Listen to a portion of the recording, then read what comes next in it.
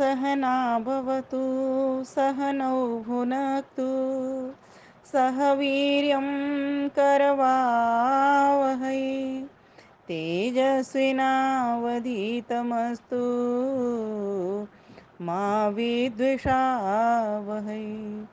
ओम शांति शांति शांति। प्यारे भाइयों बहनों, सादर सप्रेम नमस्ते। सत्यार्थ प्रकाश का पंचम समुल्लास प्रारंभ हो चुका है।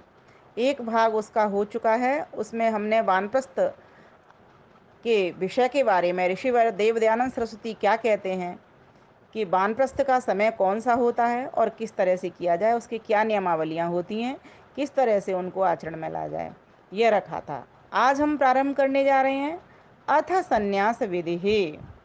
संन्यास की विधि, सन्यासी कौन, संन्यास कैसा, कब लिया जाता है, क्या इसका काल होता है, तो ये सारा विषय यहाँ पर अब खुलेगा। तो इससे पहले जो पंचम समुल्लास से जो समुल्लास हमने जाना था चौथा, उसमें गृहस्थ के बारे में चर्चा थी, समावर्तन संस्कार के बारे में चर्चा थी, विवाह के बारे में चर्चा थी, और उससे पहले ब्रह्मचर्य के बारे में। तो क्रमशः ये पाठ चल रहा है। तो ऋषिवर देव दयानंद सरस्वती मनुस्मृति के प्रमाण से इस सन्यास के बारे में बतला रहे हैं कि सन्यास का जो काल है वह कब है और किस तरह से सन्यास लें। तो आइए प्रारंभ करते हैं। यहाँ पर उन्होंने मनुस्मृति के छठे अध्याय का 33वां श्लोक लिया है। वनेषु च बृहति एवं तृतीयं भागम् आयुषः चतुर्थम् आयुषो भागं त्यक्त्वा संगान् परिव्रजेत् त्यक्त्वा संगान् परिव्रजेत्। ओम। तो कहा इस प्रकार से एवं वनों में आयु का तीसरा भाग अर्थात 50वें वर्ष से लेके 75वें वर्ष पर्यंत वानप्रस्थ होके आयु के चौथे भाग में संगों को छोड़ के परिव्राट अर्थात सन्यासी हो जावे। तो बहुत स्पष्ट है ये। तो जो 50 से 75 वर्ष का जो काल था वो वानप्रस्थी का था, वनों के भीतर रहने का था। जो आयु का तीसरा भाग कहा जाता है। अगर इसके 4 हिस्से किए जाएं तो पहला हिस्सा वान ब्रह्मचर्य का, दूसरा गृहस्थ का, और तीसरा वानप्रस्थी का, और चौथा सन्यासी का। तो आयु के अगर 100 भागों में डिवीजन करेंगे तो 25-25 वर्ष के 4 काल में वितरण हो जाता है।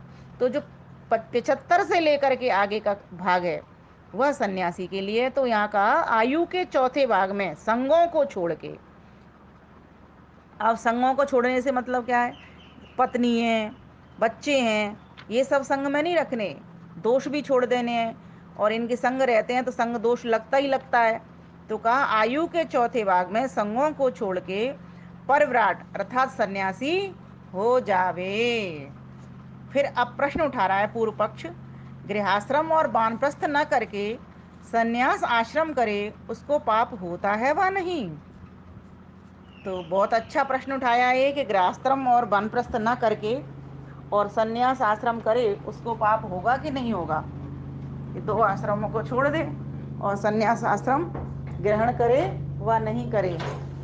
तो अब महर्षि देव दयानंद सरस्वती लिखते हैं कि होता भी है और नहीं भी होता है। तो इस प्रकार से 2 उत्तर दिए। तो पूर्व पक्ष कह रहा है यह 2 प्रकार की बात है, क्यों कहते हो, होता है और नहीं भी होता। तो उत्तर दे रहे हैं वो 2 प्रकार की नहीं, क्योंकि जो बाल्यावस्था में विरक्त होकर विषयों में फंसे वो महापापी, और जो न फंसे वह महापुण्यात्मा सत्पुरुष है। इसीलिए मैंने कहा होता है और नहीं भी होता, क्या, पाप।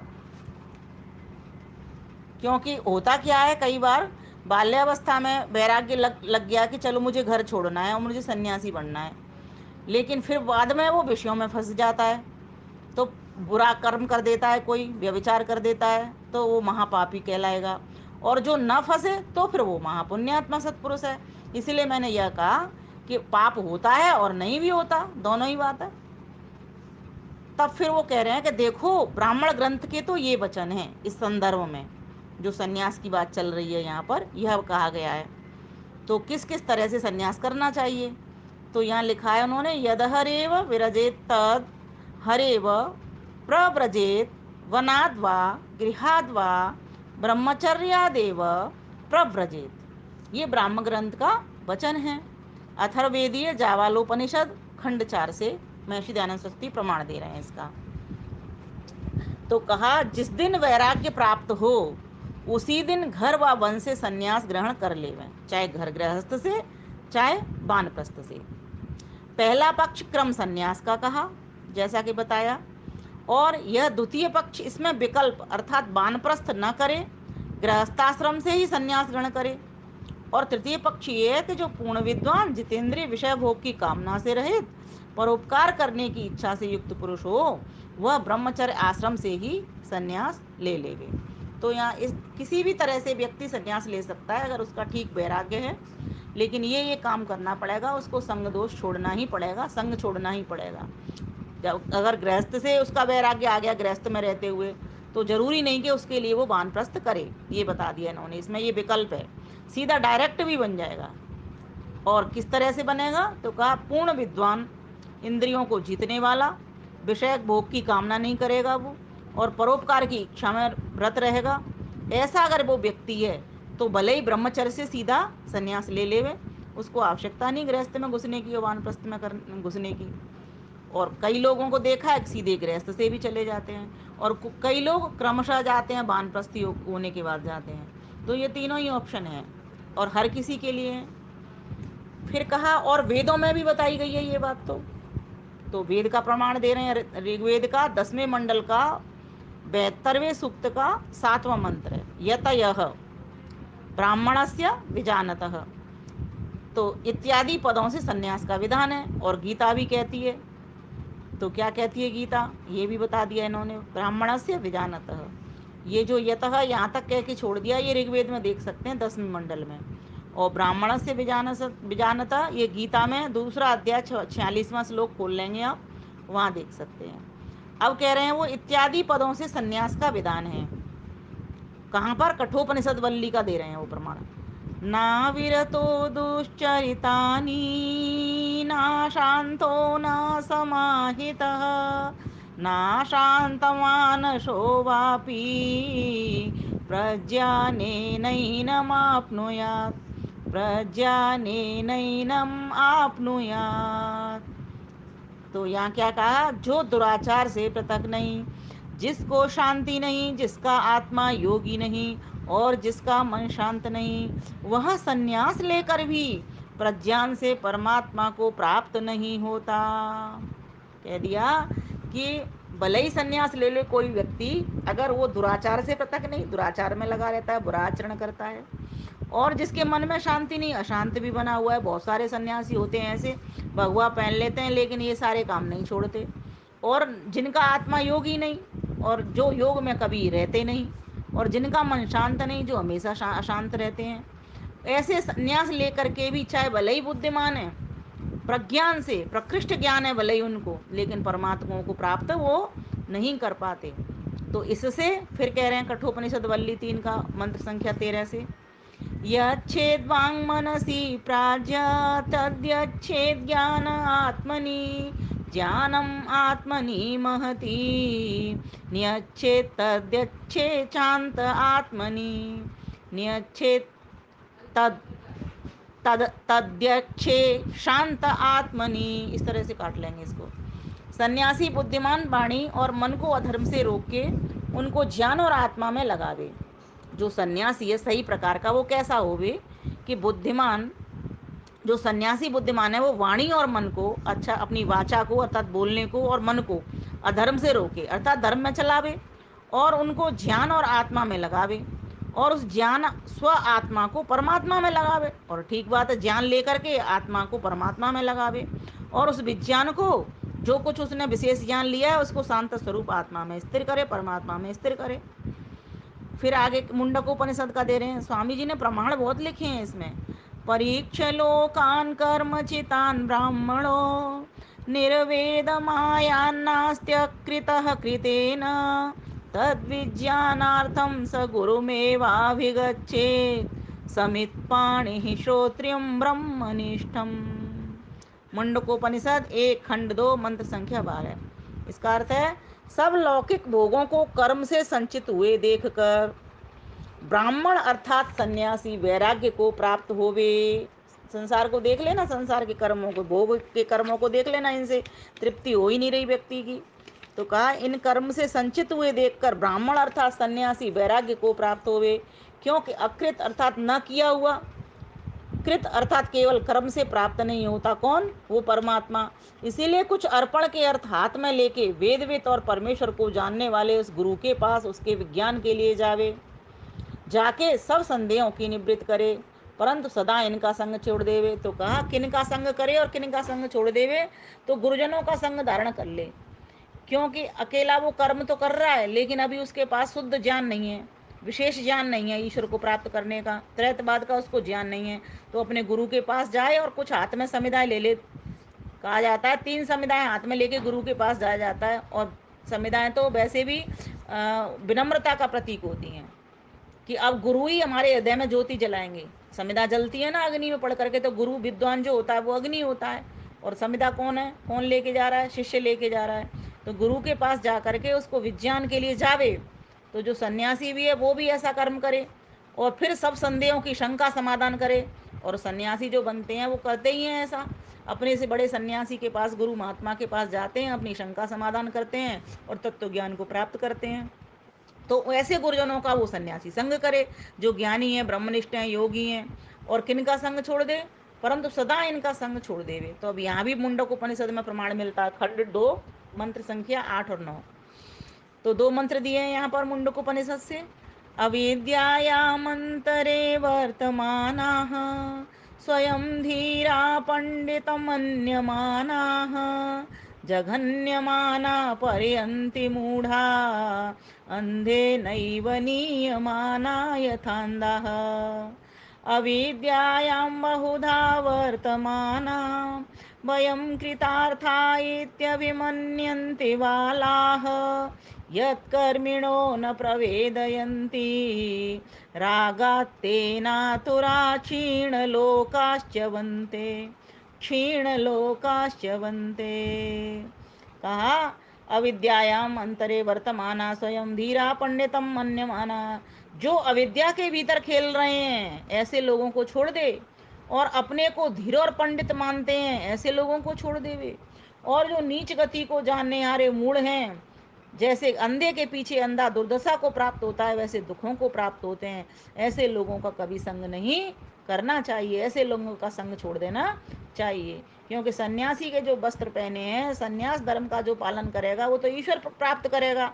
तो ईश्वर प्राप्ति में ये अधर्म कर्मों को या अधार्मिक लोगों के संग या अज्ञानियों के संग, है ना, ऐसे लोगों के संग नहीं रहना है। यहाँ ये बताया जा रहा है, जो बहुधा अविद्या में रमण करने वाले बाल बुद्धि कहा गया है ऐसे लोगों को, जो अविद्या में रमण करते हैं। छोटा बच्चा अबोध होता है, वैसे मानते हैं हम कृतार्थ हैं, वैसे मानते हैं, कहते हैं ना हम कृतार्थ हैं।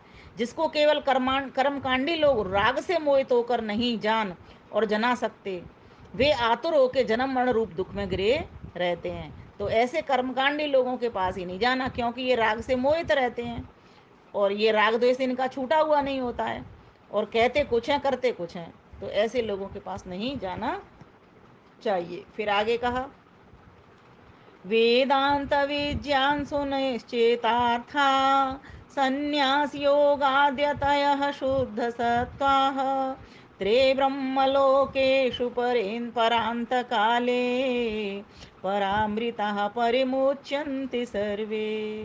कहा, जो वेदांत अर्थात परमेश्वर प्रतिपादक वेद मंत्रों के अर्थ ज्ञान और आचार में अच्छे प्रकार निश्चित संन्यास योग से शुद्ध अंतःकरण सन्यासी होते हैं, वे परमेश्वर में मुक्ति सुख को प्राप्त होके भोगों के पश्चात जब मुक्ति में सुख की अवधि पूरी हो जाती है तब वहाँ से छूटकर संसार में आते हैं। मुक्ति के बिना दुख का नाश नहीं होता। ऐसे लोगों का संग करना चाहिए, क्योंकि न वही स शरीरस्य सतः प्रिय अप्रियो उपहति त्या शरीरम भाव संतम न प्रिय अप्रिय स्पृशतः।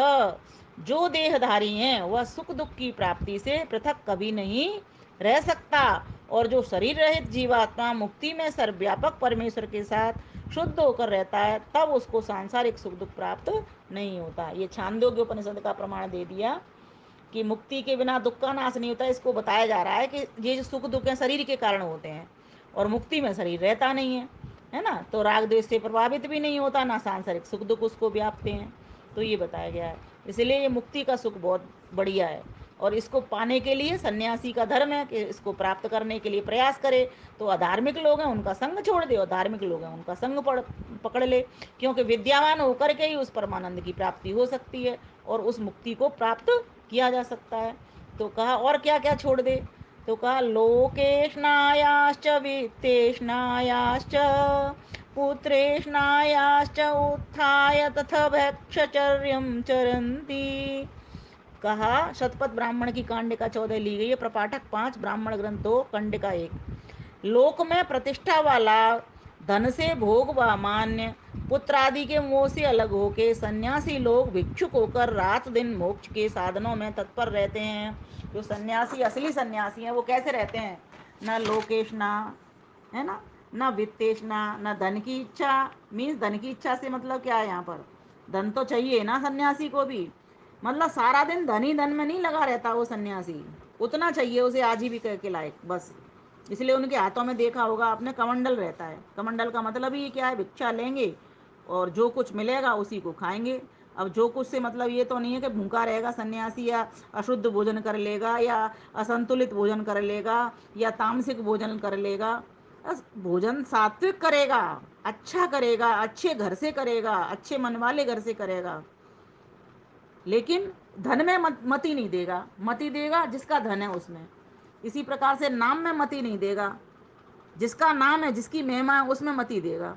उसी प्रकार से पुत्रेशना, पुत्र की चाहत क्या है, ठीक है सन्यासियों के शिष्य हुआ करते हैं लेकिन उनमें मोह नहीं करेगा, वो इनमें राग द्वेष नहीं करेगा। जैसे पुत्र में मोह होता है, शिष्य में मोह होता है, उनसे अलग रहेगा। तो इसीलिए सन्यासी लोग भिक्षुक होकर रात दिन मोक्ष के साधनों में लगे रहते हैं। बस जो कुछ मिलता है मीन्स जो कुछ उनके कमंडल में जितनी वस्तु मिलती है, मीन्स इसका भी मतलब क्या है कि जितना उनकी आजीविका के लिए आवश्यक साधन है उन्हीं पर ही सब्र करके वो उन्हीं में ही काम चलाता है, अति संग्रह नहीं करता वो। ये समझने की बात है, यहाँ पर अपरग्रही बन करके रहता है वो। कूड़ा कबाड़ा इकट्ठा नहीं करता, अत्यधिक सामान इकट्ठा नहीं करेगा। अब आजकल के भी सन्यासी चाहे भले वो फ्लाइट से भी चलने वाले हैं तो भी उनके पास इतना अधिक नहीं होता जितना गृहस्थियों के पास होता है, क्योंकि गृहस्थियों से तो वो होड़ इसलिए नहीं कर सकते, ना गृहस्थी उनसे होड़ कर सकते, क्योंकि गृहस्थियों को तो 4 आश्रम पालने हैं और उनको तो अपने आप का की भी जिम्मेवारी गृहस्थियों के पास है, उनकी खुद स्वयं की भी। इसलिए उनको अधिक लेना नहीं, 2 जोड़ी वस्त्र उनके बहुत हैं, थोड़ा सा खाना पीना रास्ते के लिए बहुत है और जिस यजमान के यहाँ जाएंगे वो अपने यहाँ व्यवस्था करेगा, वो खाना देगा। हाँ कई बार ऐसा हो जाता है कहीं यजमान मिलता भी नहीं है और कई यजमानों में श्रद्धा भी नहीं होती, या कभी कभी लंबी वो दूरी पड़ जाती है, यात्रा की दूरी हो जाती है, तो सन्यासियों को भी कुछ अपने साथ रख लेते हैं वो। लेकिन यहाँ जो बात हो रही है वो ऐष्णाओं की बात हो रही है कि व्यक्ति को लोक की ऐष्णा, वित्त की ऐष्णा और पुत्र की ऐष्णा, इन मोह से दूर रहना है।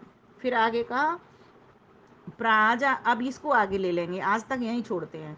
इसमें बहुत अधिक समझने के लिए कुछ नहीं है, लेकिन हाँ जानना जरूरी है। इस हेतु से ये अध्याय हमारा बहुत जल्दी हो जाएगा।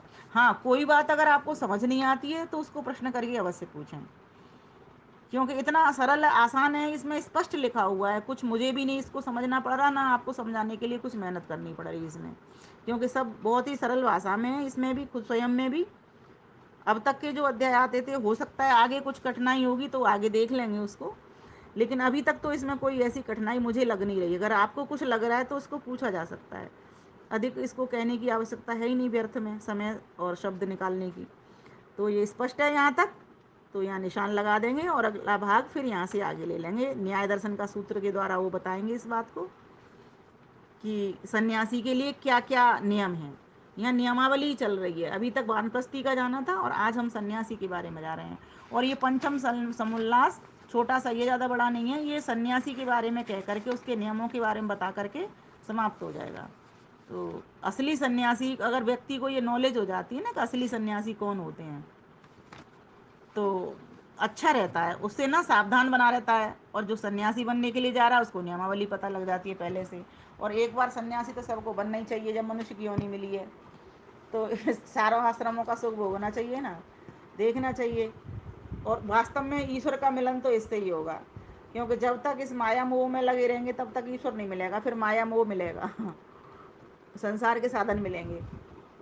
और जब सांसारिक साधनों से थोड़ी सी निवृत्ति करेंगे, उधर प्रवृत्ति करेंगे ईश्वर की ओर, तो ईश्वर मिल जाएगा। और ये हम सबको जानना चाहिए, ईश्वर का जो सुख है उसमें कोई मिलावट नहीं है, 100% का सुख है। तो हर कोई चाहता ही है कि हमें एक भी दुख ना मिले, सब 100% सुख मिले। तो आज के लिए हम इतना ही कहते हैं। हम सभी को इसको जानना चाहिए। आयु के पड़ाव में 75 से ऊपर के लोग हों, वो तो अपने आप को सन्यासी मान करके ही चलें और इस प्रकार का जीवन बिताएं। घर में रह कर के भी सन्यास का जीवन बिताया जा सकता है। सारा खेल तो मन का होता है। अब जंगलों में रह कर के जिसके मन में घर आ गया, परियां आ गई, तो वो तो फिर सन्यासी भी ठीक नहीं। और घर में रह कर के भी जो इन घर के लोगों से भी दूरी बना करके रख रहा है, बस रह रहा है, काम कर रहा है सारे की सारे, लेकिन निरासक्त होकर के रह रहा है, तो वो भी सन्यासी है। तो इस प्रकार से सन्यास जो शब्द है ना, अपने आप में ये बड़ा महत्वपूर्ण शब्द है। तो आगे आगे महर्षि दयानंद सरस्वती क्या कहते हैं, क्योंकि वो स्वयं सन्यासी थे, एक आदर्श सन्यासी थे। तो हम भी चाहेंगे कि उनकी नॉलेज को, उनके ज्ञान को, उनके अनुभव को हम लें। क्योंकि और दूसरी बात, उनके पास ईश्वरी कृपा प्राप्त थी। उनको समाधिस्थ होते थे तो उनके पास शुद्ध ज्ञान है, और वो वेदों के प्रमाण से, उपनिषदों के प्रमाण से, दर्शनों के प्रमाण से हमें हर विषय समझा रहे हैं। तो आप भी डटे रहिए, टिके रहिए और इस सच्चे ज्ञान को लेते रहिए। आप सभी का बहुत बहुत धन्यवाद। नमस्ते।